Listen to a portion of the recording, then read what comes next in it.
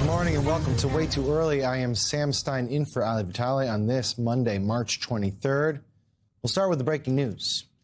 At least 2 are dead after a passenger plane collided with a fire truck on a runway at New York's LaGuardia Airport. Police say the aircraft, a Jazz Aviation flight operating on behalf of Air Canada, struck a Port Authority fire truck around 11:45 p.m. while finishing its landing sequence. The impact killed both pilots.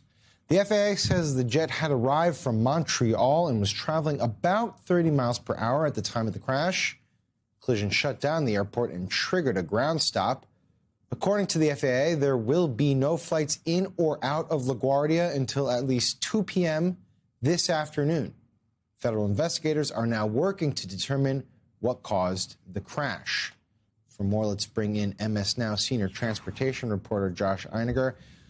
Josh, thank you so much. What do we know based off of this latest press conference from Catherine Garcia and everything contemporaneous reporting from the ground? So, Sam, we know that, first of all, something terrible has happened at one of the nation's busiest airports, which operates in the busiest airspace on the planet. It was a busy and rainy Sunday night at New York's LaGuardia when this flight, it's Air Canada flight 8646 from Montreal to LaGuardia, was cleared for and came in to land on runway 4 at LaGuardia Airport.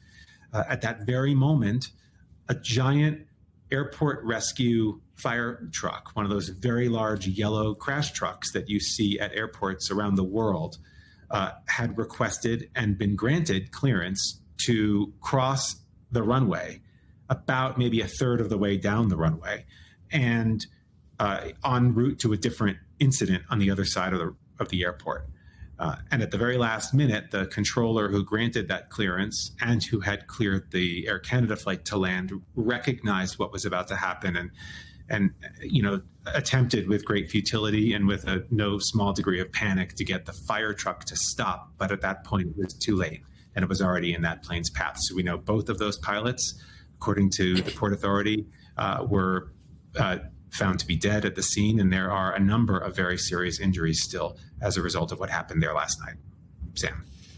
All right, Josh, stay with us for a bit. For now, let's bring in MS Now reporter Mark Santia, who is live at LaGuardia Airport. Mark, what else are we learning this morning?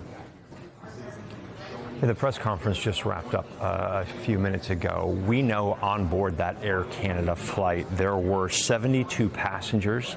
There were 4 crew members. Also in that fire truck, there were 2 police officers, Port Authority officers inside that fire truck. We know at this point, here at the press conference, the 2 pilots, 2 Air Canada pilots, were killed in the collision. 41 passengers were transported to the hospital. 32, we're told, have been released from the hospital. Of the 9 people who are still hospitalized, we are told some of those injuries are serious. The airport here, LaGuardia Airport, will be closed until at least 2 o'clock this afternoon.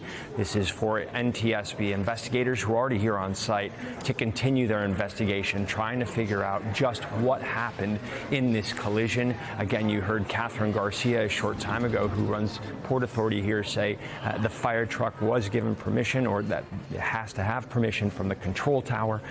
The fire truck moved across runway 4 at the same time the Air Canada jet was landing.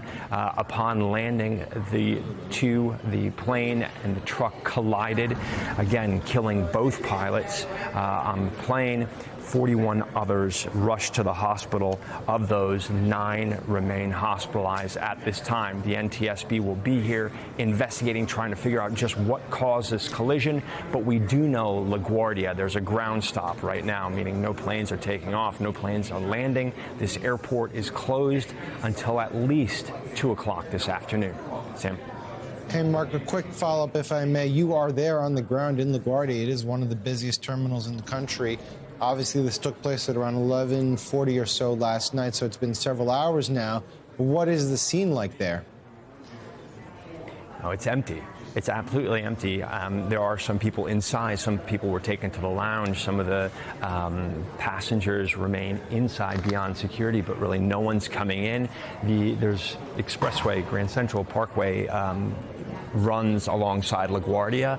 Those entrance ramps to the airport, those are closed right now. So this area is shut down. It's very quiet. The people you see behind me are journalists from other media outlets.